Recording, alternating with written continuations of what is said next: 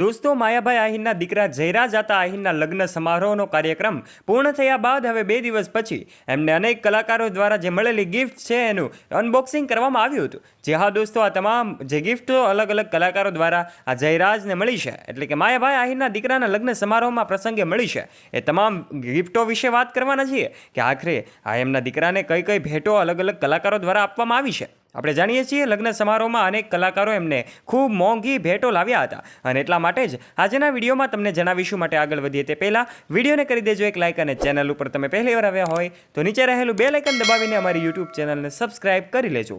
દોસ્તો, આપણે જાણીએ છીએ 5 દિવસ સુધી માયાભાઈ આહિરના દીકરા જયરાજ આતા આહિરનો ભવ્ય લગ્ન સમારોહ આયોજિત કરવામાં આવ્યો હતો. આ લગ્ન સમારોહમાં જાણીતા એવા અનેક કલાકારો ઉપસ્થિત રહ્યા હતા. આ સાથે જ બિઝનેસ જગતના દિગ્ગજો પણ, આ સાથે જ રાજકીય ક્ષેત્રના કેટલાક આગેવાનો પણ ઉપસ્થિત રહ્યા હતા. ત્યારે દોસ્તો, આ કાર્યક્રમ ખૂબ મજાનો રહ્યો હતો, જેમાં આ મહેમાનોની હાજરીમાં જ અલગ અલગ મહેમાનોએ આ જયરાજ આતા આહિરને ઘણા બધા ગિફ્ટ્સ આપ્યા હતા. ત્યારે દોસ્તો, કેટલાક કલાકારો સોનાની તો કેટલાક કલાકારો ચાંદીની વસ્તુઓ ભેટમાં આપવા માટે લાવ્યા હતા. તો કેટલાક કલાકારોએ અલગ અલગ વસ્તુઓ જે ભેટમાં આપી છે, કેટલાકે રોકડ અમાનત પણ આપી છે. ત્યારે દોસ્તો, આ દ્રશ્યોમાં જોઈ શકાય છે કે જે એમણે ગિફ્ટમાં મળ્યું છે.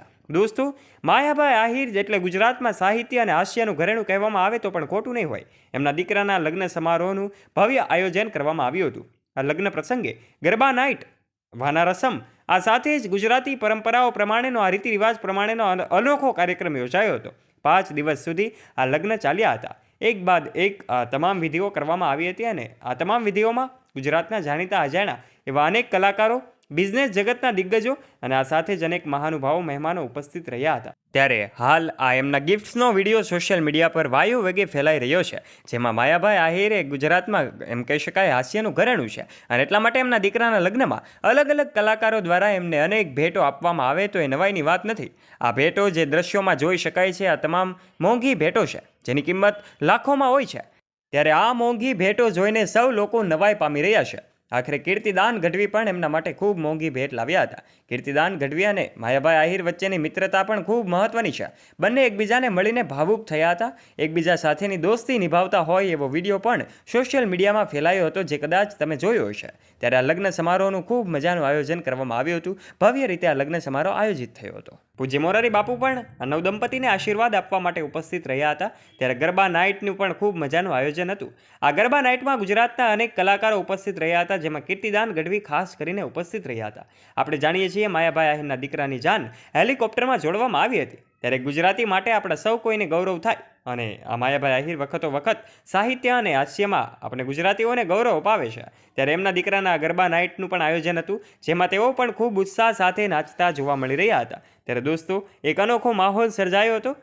કીર્તિદાન ગઢવીએ પણ અનેક ગીતો ગાયા હતા. ત્યારે આ નવદંપતીને આશીર્વાદ આપવા માટે કીર્તિદાન ગઢવી ઉપસ્થિત રહ્યા હતા.